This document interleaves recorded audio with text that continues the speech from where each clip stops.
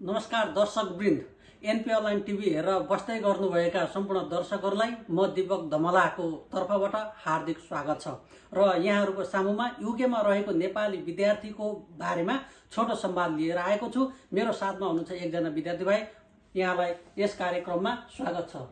धेरै धेरै धन्यवाद भाइ, तथा सबैजनाले हेर्नुभएका एनपी अनलाइनका दर्शकहरूलाई पनि नमस्कार छ। धन्यवाद। भाइले आफ्नो छोटो परिचय दिनुहोस् न। यहाँ मेरो नाम चाहिँ मनिष हमाल। म चाहिँ काठमाडौँ बालाजुमा बस्दै गर्दै आएको थिएँ र ब्याचलर सकेर चाहिँ अहिले यहाँ हाल लिभरपुलमा आएको छु। युनिभर्सिटी अफ चेस्टर मास्टर्स गर्न आएको छु। अहिले तपाईँ नेपालबाट युकेमा मास्टर्स गर्न आउने क्रममा तपाईँले कुन सब्जेक्ट चुज गरेर आउनुभएको छ? मैले चाहिँ masters in logistics and supply chain management भनेर युनिभर्सिटी अफ चेस्टरमा यो सब्जेक्टलाई मैले युनिभर्सिटी अफ चेस्टरमा। हजुर। तपाईँ बस्दै हुनुहुन्छ लिभरपुलमा? लिभरपुल हजुर, L6 भन्ने ठाउँमा। हजुर, यो नजिकै छ। हजुर हजुर। तपाईँले युके नै चुज गर्नुको मुख्य कारण चाहिँ के हो? 1, 2, 3 मा बताइदिन सक्नुहुन्छ? हजुर, मैले युके चुज गर्नुको मुख्य कारणहरू चाहिँ सर्वप्रथम त युकेमा चाहिँ मास्टर्स 1 वर्ष हुने, अरू देशभन्दा चाहिँ अलिकति छोटो समयमा चाहिँ नि मास्टर्स सकिहाल्न मिल्ने, त्यो चाहिँ एउटा एकदम फाइदा जस्तो देखेँ। अनि अर्को भनेको अब 1 वर्ष भएपछि स्वतः हाम्रो फी पनि कम हुने भयो। अरू देशमा अब 2 वर्षको लङ टर्म ड्युरेसन हुने भयो, अर्को भनेको 2 वर्षको फी पनि महँगो हुने भयो। अनि फेरि युकेमा अलिकता अब रिसर्च बेस्ड पनि पढाइ हुन्छ भन्ने सुनेको भएर चाहिँ मैले युके चाहिँ यी कारणहरूले चाहिँ चुज गरेको। भनेपछि तपाईँलाई युके नै सर्वोत्कृष्ट लाग्यो? हजुर हजुर। तपाईँलाई युके आउनको लागि चाहिँ मास्टर्स 1 वर्ष मास्टर्स गर्नको लागि के कति लागत लाग्यो, यसो केही खुलाउन मिल्छ? मिल्छ मिल्छ।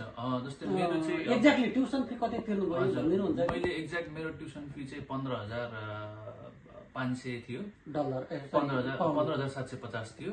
यसमा मैले स्कलरसिप पाएर चाहिँ मेरो 12,750 चाहिँ exact tuition fee, whole total 1 वर्षको फी। भनेपछि नेपालबाट युके आउँदै गरेका विद्यार्थी जो कहिले स्कलरसिप पनि पाउन सक्ने चान्स हुन्छ? सकिन्छ सकिन्छ।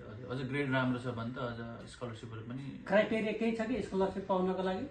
स्कलरसिपहरूको क्राइटेरिया ग्रेड सिस्टमबाट युनिभर्सिटीले अटोमेटिक उनीहरूलाई त्यो चेक जाँच गरेर उनीहरूले चाहिँ पाउनु पर्ने चाहिँ उनीहरूले स्कलरसिप चाहिँ युनिभर्सिटीले अटोमेटिक आफै दिन्छ। हजुर। अनि युके एप्लाई गर्नकै लागि चाहिनुपर्ने रिक्वायरमेन्टहरू के छ? सुन्दै गरेको दर्शकहरूलाई के बताइदिनुहुन्छ कि उहाँहरूको जिज्ञासा? ए हजुर, पुरा गरिदिनुहुन्छ? सुरुमा अहिलेको क्वेसन पनि कम्प्लिट गरिहालेँ। लागतको विषय थियो। अनि लागतमा चाहिँ हजुरको त्यही हो, अब ट्युसन फी 12,750 भनेपछि लगभग अब हामीले डलरमा के अरे पाउन्डमा कन्भर्ट गर्दाखेरि 23-24 लाख त वार्षिक होल टोटल 1 वर्षको फी लागिहाल्ने नै भयो होइन। अब त्यसमा हामीले सर्टेन फी तिरेर आउन नि मिल्छ, त्यो त अब सबै कन्सल्टेन्सीले नि भनिहाल्नुहुन्छ होइन। हामीले सर्टेन फी तिरेर आउँदा लगभग आधा जस्तो फी तिरेर आफूले सपिङ गर्दा प्लेन टिकटदेखि लगेर सबै चिज जोड्दा चाहिँ लगभग 25 लाख चाहिँ छुँदो रहेछ है मलाई। लगभग 25 लाख छुन्छ। अनि अब त्यसमा नि फी कसले कति तिर्ने भरमा हो होइन। अब फुल फी तिर्नुहुन्छ भने त अलिक बढी पनि लाग्छ, त्यो पछि फी तिर्न परेन यहाँ आएपछि। त्यसपछि अर्को भनेको रिक्वायरमेन्ट भनेको त त्यही हो, अब मान्छेको ग्रेड अब अलिकति आफ्नो ब्याचलर्समा पास आउट हुनु पर्यो, ब्याचलर डिग्री कस्तो छ भन्ने कुरा हो। अनि बाँकी त्यही नै हो, युनिभर्सिटीले कति प्रोभाइड गर्छ म्याच भएपछि त अवश्य नै।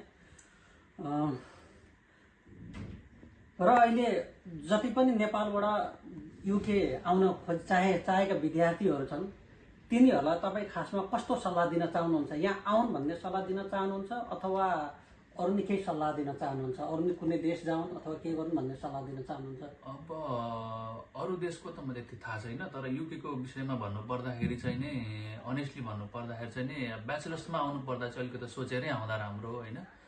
ब्याचलर्समा चाहिँ अलिक 3 वर्ष पढ्नुपर्ने, अलिकति अप्ठ्यारो हुनसक्छ। पढाइमा चाहिँ अलिकति फीहरू महँगो, किनभने पढ्ने क्लास पनि तपाईँको हप्तामा 4-5 चोटि जानुपर्ने होइन मैले देखेको अनुसार। अनि फी पनि एकदमै महँगो, फेरि जब गर्न पनि अलिकति नमिल्ने, किनभने 5 दिन क्लास भएपछि जब कतिखेर गर्ने भन्ने कुरा सपोर्टिभ फ्यामिली छैन भने अवश्य गाह्रो हुन्छ, किनभने नाइट सिफ्टहरू हुन्छ होइन। अब मास्टर्सको लागि हेर्नुहुन्छ भने चाहिँ युकेलाई हेर्न सक्नुहुन्छ। यो मास्टर्सको लागि चाहिँ नि अब हप्तामा क्लास पनि अलिकति थोरै हुने, अनि फेरि हजुरको अब फ्लेक्सिबल कामहरू गर्न नि भ्याउने, आफ्नो पढाइको लागि पनि समय निकाल्न सकिने भएको कारणले चाहिँ मास्टर्सको लागि चाहिँ अलिक फ्लेक्सिबल, अलिकति सजिलो छ। प्लस अब मैले अगाडि भने जस्तै 1 वर्षमा छिटोमा सकिने। धन्यवाद। तपाईँको कुराबाट हामीले के कुरा बुझ्यौँ भने यदि कोही पनि नेपाली विद्यार्थीहरू युकेमा आउन चाहन्छन्, मास्टर्स गर्न चाहन्छन् भने त्यति धेरै समस्या छैन, किनभने मास्टरको लागि 2 दिन 3 दिन क्लास जाँदा भयो र बाँकी समयमा काम गर्न सकियो र आफूलाई यहाँ म्यानेज गर्न सकिन्छ। जसोतसो जीवन चलाउन यहाँ सकिन्छ, त्यति धेरै गाह्रो चाहिँ छैन। सङ्घर्षशील हुनुपर्छ भन्ने कुरा चाहिँ तपाईँको निचोड रह्यो। हजुर, निचोड रह्यो। त्यसमा फी चाहिँ अलिकता मास्टर्समा भए तापनि अलिकता हेरेर आउँदा चाहिँ अझ यहाँ अलिक स्प्याक सपोर्ट सहित सजिलो हुन्छ। हस् त दर्शकबिन, हामीले तपाईँहरू सामु एउटा छोटो संवाद प्रस्तुत गऱ्यौँ। यदि यहाँहरूलाई यो भिडियो मनपर्छ भने लाइक, कमेन्ट र सब्सक्राइब गर्न नभुलिदिनु होला। फेरि पनि तपाईँहरूको सामु यस्तै भिडियो लिएर आउने नै छौँ। तबसम्मको लागि बिदा दिनुहोस्। धन्यवाद। नमस्ते।